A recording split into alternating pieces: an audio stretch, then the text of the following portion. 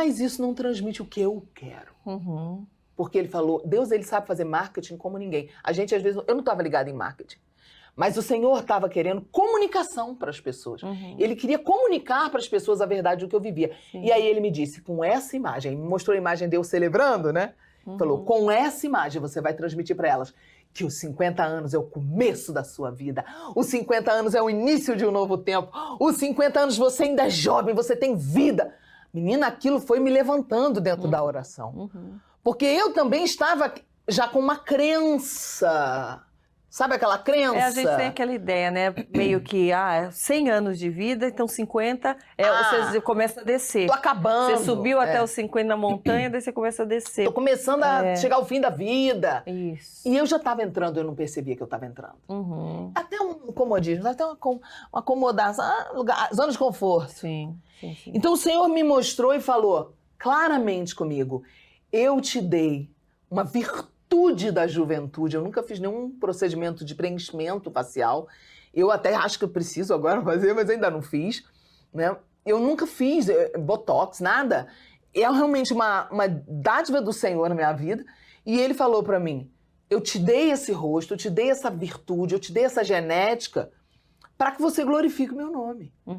Então mostre quanta vida você realmente tem, e mostre que os 50 é o começo e não o fim.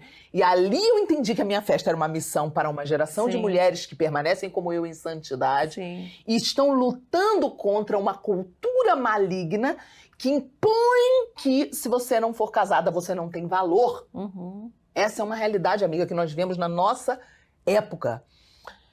Há uma cultura de que se você não tem marido, você é menos valorizada que a mulher casada. É, como se ninguém te quisesse. Você não tem ninguém que queira, não é? Como se o homem te respaldasse. Peraí, então e as mulheres solteiras que seguiam Jesus e andavam com Jesus?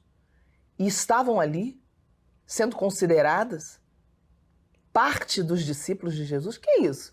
Quer dizer... É uma coisa muito triste ver que muitas mulheres acabam acreditando nessa mentira. E às vezes se apoiam num relacionamento só por aparência, né? Isso, para elas fazem ser o homem mais feliz, fazem elas infelizes. Sim.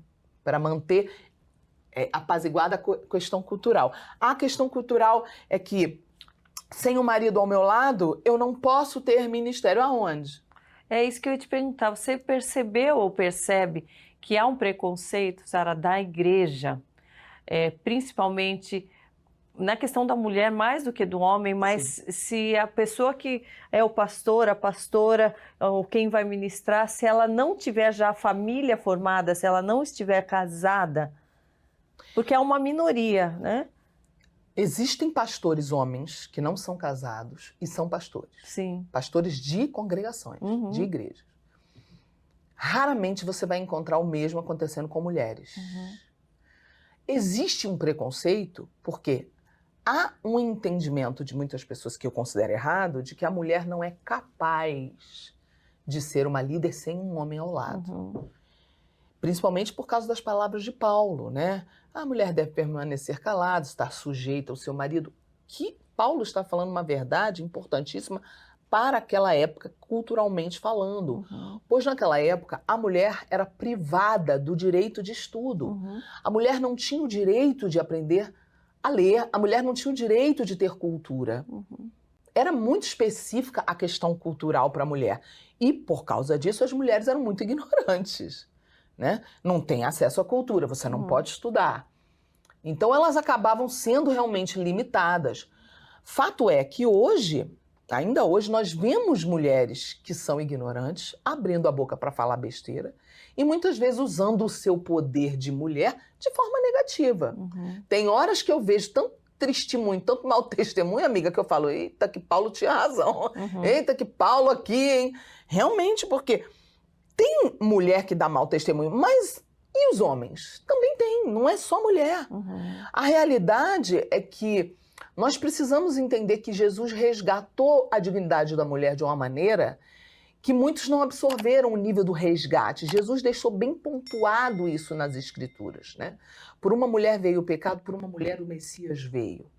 Né? A história, por exemplo, da mulher samaritana é uma das minhas favoritas, porque ali mostra que ele mandou os discípulos fazerem compras, mandou eles irem comprar comida, mandou eles irem embora fazer as compras lá e ficou esperando a mulher no poço.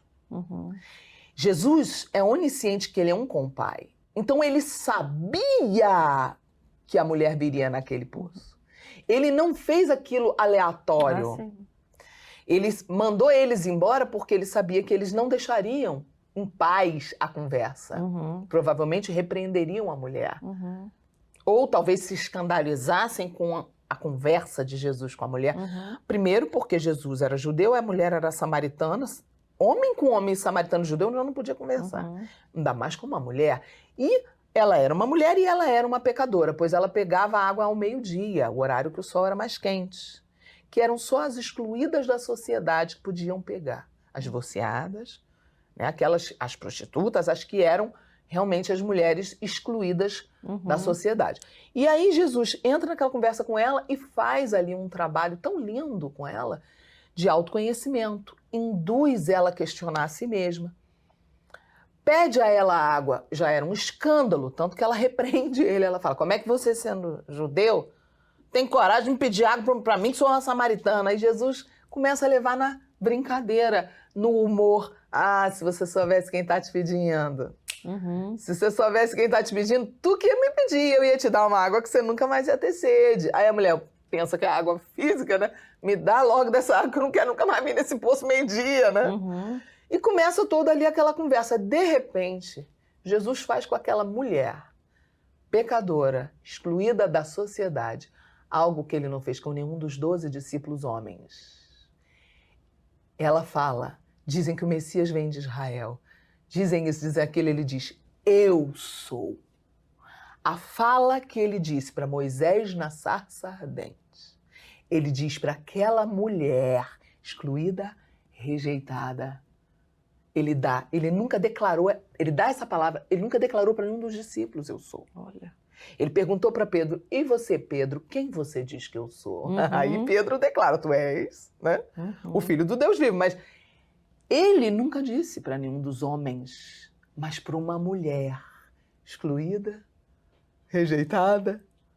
E ela se torna, então, a primeira pregadora do evangelho, porque ela larga o seu cântaro e não há nenhuma notícia antes dela de alguém ir pregar o evangelho. Ela, então, vai à cidade e diz para todos, venham ver um homem que me disse tudo quanto tenho feito.